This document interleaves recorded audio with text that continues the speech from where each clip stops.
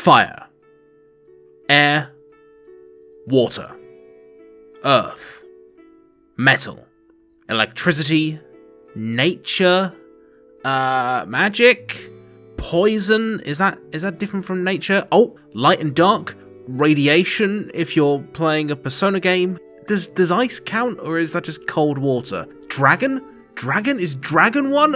Look, whatever. I'm sure I don't have to tell you that if there's one collection of ideas that seems to crop up in video games over and over again, no matter how overdone it becomes, it's the use of elements as a motif. From different flavors of magic, to weakness and resistance systems, and even to aesthetic design. It seems like the one idea that video games have never been able to quite let go of across their entire history is to inject the classical and some not so classical elements into every facet of their design that they can. It goes without saying that the elements are about as fundamental to the language of video games as jumping or teabagging, and they can be found in brand new games, really old games, and even in titles created in entirely different cultures. But I think the weirdest thing about the elements as a cultural phenomenon, at least when it comes to games, is just how consistently they're portrayed. How many times have you played as a fire-themed character in a game and discovered that they're the exact same kind of aggressive but fragile burst damage dealer as all the other pyromancers, and that they love kissing pastries just as much too? Why is ice as a hazard always themed around you losing control of your character? Either you getting slowed down and frozen, or bizarrely, you slipping around all over the place and going too fast. And I'm sure you're just as sick as I am of stumbling into a video game swamp and groaning as you realise that, yet again, it's one of the many thousands of video game poison swamps that's going to gradually sap your health. Great. Long story short, the influence of the elements is everywhere in games, and the more you're able to see just how widespread these patterns are, the easier it becomes to spot the hidden rules that govern them. When was the last time you needed to actually check whether a wet enemy will be vulnerable to electric damage? Basically never, because it's always true. In fact, the only example I can think of where this wasn't the case is in Atomic Heart, where wet enemies not being vulnerable to lightning felt downright weird. That's just how ubiquitous and consistent the elements are. But equally, this all begs the question of why? Why do games seem so intent on drawing from such a seemingly narrow pool of inspiration in such a way that leaves them all feeling kind of the same? As fun as zapping fish or blasting enemies with fire or exiting poison swamps might be, they're not exactly a surprise anymore. And so, if games really wanted to create truly fantastical worlds and interesting new experiences, surely they could just not be beholden to these tired old quasi-mythological tropes, right? Is it so hard to make up some new elements or make the old ones do different things? Are game designers, artists, and writers lazy and lacking in creativity, or is there something more going on here? You'll never guess. It's that second one. See, the elements as a system, as well as other similar systems I'll get to in a bit, are much more than mere surface level flavour that you slap on top of an existing product to make it look nice. They're an example of what I'm going to call a paradigm, a system of associations and assumptions that serve as a conceptual framework that we can see the world through. Back in the day, classical societies used the elements as a way of understanding the world and grouping similar objects and phenomena together. Hot things have shared characteristics, wet things behave in the same sorts of ways, and by creating these sorts of typologies, humans could start to build a more complete understanding of how the world fit together, and construct rules for how its various pieces interact. Now, it goes without saying that all these systems, from the Greek 4 elements to the Chinese 5 phases that replaces air with metal and wood, are, scientifically speaking, nonsense. But the fact that these paradigms stuck around in various forms for more than 1,000 years, across multiple disparate cultures, and are still evidently influential today, is a testament to just how useful they were as a way of abstracting and simplifying a very complicated world. So, why is any of that relevant to video games? Well, fast forward to the modern day, and while most people don't believe the elements are fact anymore, they as a paradigm are still hugely influential, and the cultural associations we formed with them back in the day are still very much around. It's why I can show you these 4 elementals from Baldur's Gate 3, and without ever having even played the game, you'll be able to tell me which one has the most health, earth, which one has the highest dexterity, air, which one can do the most damage, fire, and which one has a healing ability. Okay, cards on the table, the water elemental doesn't have a heal, but its upgraded version, the water myrmidon, does. Even with the advent of modern science, we still use the classical elements to contextualize and understand our relationship to the world. Not only that, our brains still work in the exact same way that they did thousands of years ago, and we are still hardwired to tackle complex systems in the same way, by creating new paradigms that allow us to condense lots of interconnected bits of information into abstract categories. Just look at taxonomy, which sorts the infinite variety of life on Earth into nice little easy to understand boxes, or the seasons, which take incredibly complex climatological patterns and boil them down into 4 nice broad groups, each with their own distinct cultural associations. None of these systems have any real bearing on physical reality, but they're crucial for navigating a complex world and organizing our thoughts. There's a reason why matching the elements up with colors, emotions, and different biomes, all of which are paradigms themselves, comes so naturally, and why sorting various people and characters into their Myers-Briggs personality types is so fun, in spite of the fact that no one should ever take the system seriously. We are conditioned to do it on both a cultural and neurological level. And so by building virtual systems, environments, and characters around paradigms like the elements, games can leverage thousands of years of cultural education and millions of years of psychological evolution to their advantage, not just making their mechanics easier to communicate, but also giving us as players a bunch of new ways to engage with them. So, what are some examples of how games can do this, and what are some other examples of paradigms in action? Well, I'm very glad I wrote you asking into the script, because paradigms are key to several incredibly important aspects of game design, as each one offers a new potential vector of understanding and interaction between us and the game, even when we don't notice that they're present at all. Take, for example, the case of classic video game guns. You might never consciously think about it, but simply by playing enough shooters, and by watching enough action movies, you will have built up a subconscious gun paradigm that allows you to not only recognize and sort just about any weapon you may stumble upon, but intuitively know how best to use them. By spotting key signifiers such as a long barrel, a scope, and a big chunky stock, for instance, you can easily recognize a sniper rifle whenever you see one lying around. And without firing a shot, you'll also know that it's going to have a slow rate of fire, high damage, and maybe even a bonus for hitting weak points. And that means that you can instantly jump right into using it without having to read a manual first. The same principle holds true for non-gun based video game elements as well. You can reasonably intuit that poison-related attacks are almost always going to map onto damage over time effects, and that ice attacks are going to be the more consistent, defensive counterpart to hyper-aggressive fire. Why? Mostly because there's no reason not to. By piggybacking on existing cultural associations, both from within games and outside of them, developers get to skip making exhaustive tutorials, and we get to have fun messing around with systems that align with our intuitive assumptions, making them much more satisfying to play around with. Not to mention the fact that game designers understand the world through paradigms too, and so it would probably make just as much sense to them to give their lightning wizard chaining attacks and speed buffs as it would for us to expect them to play that way. To demonstrate just how important paradigms as a common design language are, you need only look at games that don't obey them. The awful Daikatana, for example, a game that goes out of its way to contain only weird-looking guns with odd functions, doesn't adhere to any sort of archetypal gun design paradigm at all, and as a result, discerning use cases for its various guns is a maddening exercise in trial and error, made worse by the fact that most of them can kill you if you use them wrong.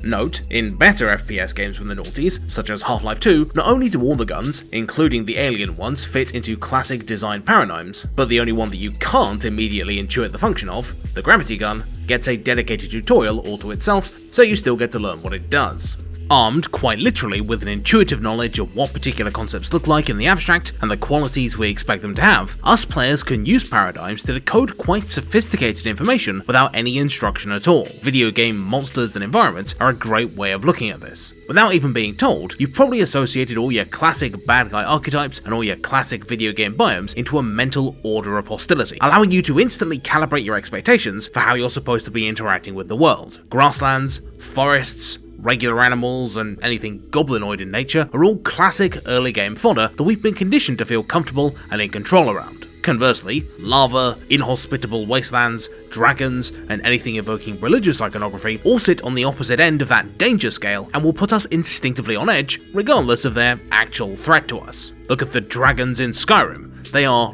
really easy to kill, but deep-set video game instincts still make them feel intimidating because we've been associating them with being dangerous foes ever since the days of D&D. Equally, by giving each element of our enemy design and environmental paradigms their own unique feel outside of their level of challenge, games can give individual areas and foes their own distinct identity, preventing them from feeling generic and homogeneous. Undead foes provide a great chance for a bit of horde survival gameplay, and players naturally expect humanoid enemies to be capable of the same advanced tactics they are. Similarly, by splitting up physical locations into multiple distinct biomes, each with their own allocated mechanics and themes, developers can keep gameplay feeling novel and memorable without actually using that many new ideas. The great platformer Yellow Taxi Goes Vroom, for example, has a pretty limited set of mechanics, but uses the semantic fields of its various environments to provide experiences that feel very different and show its core toolset through a variety of different lenses. This city level is all about platforming over rooftops, the sewer is all about riding down rivers of toxic waste, the various towns force you to do a crazy taxi time attack style minigame, and this arcade level is all about doing bowling ball based puzzles. They all use the same mechanics, but by tying them to a thematic paradigm, each area feels much more unique as a result. Even outside of combat, developers can use paradigms to subtly convey an incredible amount of high content information that would take way longer and be much less effective if explained directly. Take color, for example, arguably the most simplistic and universal paradigm there is. The presence or absence of various colors can subtly invoke cultural associations between them and various emotions. To throw out an example from nowhere in particular, the reason why unnatural Lovecraftian beasties are so often purple is because it isn't a color often found in nature, and as a result, it's always been associated with stuff that doesn't belong in the natural world. Similarly, thanks to ancient cultural and genetic conditioning, we universally associate light with a feeling of security or safety, and darkness with uncertainty or danger. And as a result, without even thinking, we are drawn towards illuminated areas and repelled by darkness like a moth to a flame, something developers like Valve use to great effect. These two factors of light and color combine to great effect in one of my favorite parts of the game's Superliminal. By turning off the lights and splashing some red around, the game turns utterly benign environments into scary tableaus in a way that keeps working even once you already know that the game is making jokes at your expense. It's important to note though, the paradigms aren't just used as a way for developers to quickly and intuitively convey information. Sometimes, we can also create them ourselves through play. When games throw a large number of very different enemy types at you at once, often it's not because they're bad at pacing and tutorialization, but because formulating a strategic paradigm for yourself can be very rewarding. The Halo games are great here. The games do an amazing job of communicating the role and capabilities of each enemy, but it's up to you to figure out how to evaluate each engagement on a strategic level. Can you afford to clear out some low-level grunts and jackals early, or do you need to focus on the much more threatening elites and brutes? How does your weapon selection affect things? What about the terrain? In order to answer all of these life-threatening questions, you need to be able to plot each alien's relative threat, effective range, and durability against each other. And developing this paradigm is not only a better marker of mastery than mere mechanical skill, it's also great fun. And the same is true for boomer shooters, tactics games, and beat-em-ups, all genres that see you planning out a web of relationships between yourself and the various enemy types if you want to succeed. Another great example of paradigms being learned organically rather than taught can be found in Magic the Gathering's Color Pie. In MTG, oh no, not that one, ugh. The card pool is split between 5 different colors: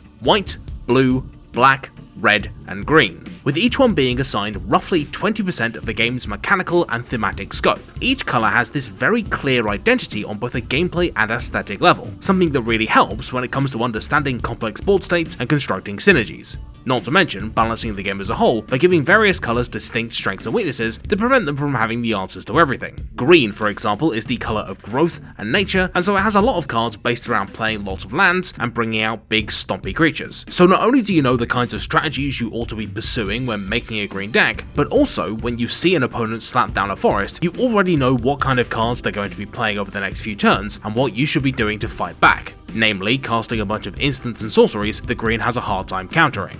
The reason why paradigms are such great tools for learning is that they serve as a way to abstract and simplify very complex systems and allow us to engage with them in a way that our brains can handle. To go back to the elements for a second, elemental damage systems give us the fun of strategic planning and outmaneuvering our opponents without the need to have read Sun Tzu's Big Book of War beforehand, turning complex strategic minutiae into just a handful of big, simple, and meaningful decisions that are much easier to get your head around, and also much easier to balance. Half the reason why Pokemon is so fun for kids is because optimal play, at least within the context of the single player, is very intuitive and very rewarding. Just match up the types to either deal double damage or cut your damage in half, with greater mastery of the game's internal elemental paradigm, leading to the ability to totally wipe the floor with gym leaders. In less easy games, these kinds of resistances and vulnerabilities also give us an extra layer of strategic nuance to play with, preventing titles from becoming a simple numbers exercise by forcing the player to constantly re-evaluate their strategy. In order to maximize your damage and avoid getting one-shot by bullshit like this, you need to be constantly vigilant for the effect elemental alignments are going to have, helping to keep things fun for longer,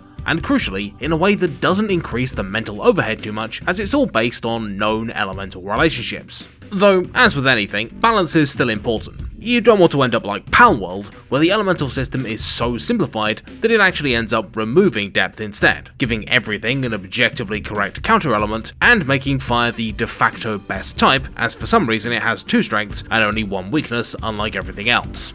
In a similar vein, systemic mechanics, particularly those derived from real-world cultural paradigms, can condense a lot of the potentially fiddly aspects of simulated physics into big, chunky pieces that are much more fun to play around with. For example, in Baldur's Gate 3, fire, rather than being a chaotic, complex, and difficult to simulate chemical reaction, will always behave in predictable, consistent ways. If something looks like it ought to be flammable, fire will always ignite it. If you put water on fire, it will always go out, and will always create steam. Similarly, water hit by electricity will always conduct, and water hit by ice will always freeze. This is decidedly not how these things work in real life, particularly when it comes to putting water on a grease fire, but in games with systemic mechanics, accurate, true-to-life simulations aren't always more fun to deal with, and they're definitely harder to manipulate and simulate, and so that's why developers frequently throw in elemental contrivances like nonsense electrical mechanics to help systems fit together and make it easier for us to mess around with them, which is ultimately the point. Unfortunately, the very things that can make paradigms so helpful for both communicating and understanding the subtleties of games can also make them kinda samey. As I mentioned before, the very fact that humans are capable of spotting patterns and categorizing various gameplay elements can also mean that we end up ruining the fun process of learning how games work for ourselves, and can also spoil games in advance without even trying. How many RPGs have you played that have standard classes and parties that you've been able to instantly solve long before the game expects you to? Bulky tanks in the front, supportive healers in the back, and dedicated DPS classes in the middle is a classic strategic paradigm that's so widespread and so universally applicable that many players can use it to understand games a little bit too effectively, demolishing their challenge ahead of schedule. Equally, there's only so many ways that you can iterate on classic video gaming environments before novelties start to turn into chores. Fire levels where the floor is lava, and temple levels where you get chased by the Indiana Jones boulder are great ways to make a particular biome stand out, but equally, once you've seen these gimmicks once, you've seen them 1,000 times. Ditto for slippy ice levels, sluggish water levels, and the aforementioned muddy swamp levels. Really, anything involving a change to fundamental movement mechanics gets old fast, particularly if you can see it coming and have already internalized its subtleties. To make matters worse, trying to shake up an existing paradigm or offer an alternative doesn't just mean asking players to go through all the hard work of putting together a whole new way of perceiving a game, it can also mean going up against the cultural inertia of the old paradigm. Many titles attempting to dethrone Pokemon have gone for differently structured but conceptually similar elemental paradigms, and as a result, none have succeeded. Not even very hyped ones like Temtem, because when you get right down to it, the Pokemon-derived model is so entrenched into RPG, monster design, and general video gaming culture that it's basically impossible to mentally overwrite. Therefore, instead of trying to replace existing paradigms in an effort to regain a sense of discovery and mystery, I think games are far more successful when they instead bend and twist existing paradigms into fun new shapes or introduce new elements that add additional depth to well-established ones. Shovel Knight, for example, does a great job of refreshing tired old platformer tropes by reframing them all through the lens of Shovel Knight's core abilities. The obligatory fire level still has an omnipresent bottom of the screen hazard, but now you're traversing it by bouncing around on this green slime. And the ice level is still all about slippy floors, but now you're engaging in some tense duels with shielded enemies and braving platforming gauntlets entirely built around the limitations of your horizontal slash. Darkest Dungeon upsets the traditional strategic paradigm that is the Holy Trinity by not outright removing or replacing it, but by structuring encounters and class abilities such that healing is very limited and so that one character can't reliably hit the entire board, drastically weakening the Trinity's power and forcing you to hybridize your characters without removing it as a nice beginner-friendly template. And Cassette Beast shakes up Pokemon's elemental paradigm not by replacing it, but by adding new effects through standard interactions. Now, electricity arcs through water to deal a double hit, metal can shatter rock reducing its defenses, and fire can even temporarily melt plastic into poison type. These varied effects are all easy to remember because they build on both Pokemon's and reality's elemental paradigms instead of fighting them. Of course, that's not to say that games can't be successful by subverting classical paradigms, because sometimes the sense of confusion and uncertainty that doing this creates can be a real boon. Something like Rain World, which ignores the tropey biome staples in favour of various flavours of post-industrial wasteland, does a great job of making the player feel out of their element, pun intended, because all the staple progression arcs and familiar tropes associated with each biome are nowhere to be seen. What this means is that you have to learn a whole new set of biome relationships and conventions from the ground up as you explore, which can be great fun for those who can power through the early confusion. In a similar vein, the surreal psychological RPG Off and the management games Cultist Sim and Book of Hours use entirely alien elemental systems to underpin their worlds, meaning that all those nice convenient associations between symbology, emotions, physical properties and so forth that you're used to being able to make simply aren't possible anymore, and you have to figure out a whole new way to understand these worlds by poking around with things until you, sort of, begin to understand what the hell Grail is supposed to represent. Ultimately, paradigms are something that we can never really escape from, and that are never truly done evolving, both because they're a cornerstone of our culture, and because they're a fundamental part of our psychology. Ever since humans got the bright idea to start splitting up the world into things you can eat, things you can't eat, and things that eat you, we've loved nothing more than sorting the world into typologies and paradigms that then go on to shape the way we look at our environment. However, when our attachment to paradigms goes beyond using them as a tool and instead starts to restrict the ways that we can interact with media, then we have a problem. Portrayals of the elemental paradigm in games all feeling the same isn't an issue with the elements themselves, but the limited ways that they get used and the limited ways that we think about them. And so, by learning about paradigms, drawing connections between them, and even by expanding our definitions of their constituent parts, we free up developers to do cool new things with age-old ideas, and give us fresh and interesting ways to experience familiar concepts. Just look at what JRPGs managed to do with associations of light and dark. 30 years ago, the light-aligned order and peace people being evil all along and the final boss being God was a crazy twist, and now the monstrous evil characters actually being the villains is practically subversive. All in all, paradigms and our relationship to them are constantly changing, and the only way that they lose their incredible power as a means of decoding and organising a chaotic universe is when the very structure that they offer blinds us to the possibilities that the world and video games have to offer. What's to stop games from making a fire-themed healer? Nothing, and that's why Dota's Phoenix, who uses the life-giving power of the sun, is such a cool and fresh-feeling concept. What's to stop games from not starting in a tranquil green grassland? Also nothing. What matters is the movement from a place of comfort to a place of hostility, which is why Journey's desert setting ending in frigid mountain peaks intuitively makes sense on a narrative level, even if it's not what we expect from those biomes. And is there any reason at all why swamp levels have to be the worst in their respective games? Yes! Actually, there is, and his name is Hidetaka Miyazaki, and I swear to God, if there is a poison swamp in the Elden Ring DLC, I'm going to fly to Japan and fill your house with sewage to see how you like it for a change. And no, I don't care if I get arrested. Somebody has to make a stand for this, and if no one else is going to do it, it's going to be me. Hello one and all, and my sincerest apologies that this one took as long as it did. Burnout is a bitch. But me whining is not what we're here for, we are here for the After the Video segment, that part of every single video where I shout out some cool internet people as well as my even cooler internet patrons. First up, let me point you towards a cool thing that I think you need to be made aware of, and this time it's a podcast by the name of the Beef and Dairy Network podcast, which, just bear with me on this one, it's a fictional industry news podcast about a surrealist alternate universe beef industry wherein people get their faces replaced with a bull's face, cults are formed by and around psychopathic elderly butchers, and lamb is a highly addictive and dangerous controlled substance trafficked by those dastardly New Zealanders. The reason why the weird world of the Beef and Dairy Network podcast works at all is because it's all delivered with a completely straight face. The narrator and his guests completely buy into the concept and treat it very seriously, and the results are funny, shocking, and at times pretty disturbing. It's not going to be for everyone, but I really enjoy it. Think of it like a very English version of Welcome to Night Vale, and you're like 60% of the way there. There's nothing quite like it. Please check out the Beef and Dairy Network podcast. Another group of people who are without compare are my patrons, and this is the point where I'm usually sycophantically complimentary of my patrons in a comedic way, but I do want to, this once, stress that without them, I would not be able to do this and I am eternally grateful for their support. Seriously, the fact that they are able to keep me afloat during some rough few months for me personally is such a mental lifeline that I genuinely do not know what position I would be in without them. Seriously, thank you.